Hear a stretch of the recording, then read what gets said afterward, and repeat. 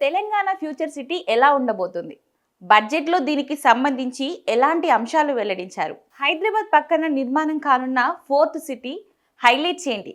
Telangana budget ప్రసంగంలో Hyderabad future city నిర్మాణంపై ఆర్థిక మంత్రి బట్టి విక్రమార్క కీలక ప్రకటన చేశారు. ఫ్యూచర్ సిటీలో అత్యాధునిక సౌకర్యాలు కల్పించనున్నట్లు తెలిపారు.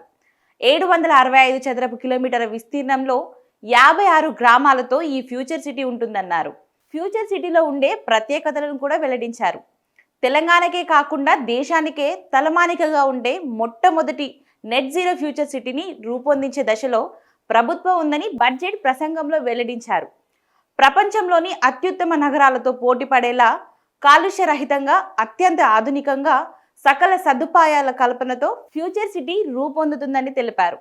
శ్రీశైలం నాగార్జునసాగర్ రహదారుల మధ్య మొత్తం 56 గ్రామాలలో 765 చదరపు కిలోమీటర్ల విస్తీర్ణంలో కొత్తగా ఫ్యూచర్ సిటీని ఏర్పాటు చేస్తున్నట్లు ఆర్థిక శాఖ మంత్రి బట్టి విక్రమార్క వెల్లడించారు.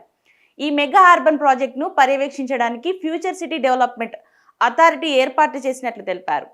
ఈ సిటీలో నిర్మించే ప్రత్యేక సౌకర్యాలు కూడా వెల్లడించారు. Multi modal connectivity, electronic public transport, green building లాంటి ఆధునిక సౌకర్యాలు ఉంటాయన్నారు. దాదాపు 200 ఎకరాలలో AICTE, pharma hub, sports city, clean energy innovation zone లాంటివి ఫ్యూచర్ సిటీలో భాగంగా ఉంటాయని ఆయన తెలిపారు. Smart, proactive, efficient and effective delivery ద్వారా రాష్ట్ర ప్రభుత్వం ప్రతిష్టాత్మకంగా చేపట్టిన 19 ప్రాజెక్టులను నిర్ణీత వ్యవధిలో పూర్తి చేయడానికి సరికొత్త కార్యాచరణకు శ్రీకారం చుట్టనున్నారు. నిరంతర ప్రత్యక్ష పర్యవేక్షణ ద్వారా ఈ ప్రాజెక్టులను పూర్తి చేసి ప్రజలకు అందుబాటులోకి తెస్తామన్నారు.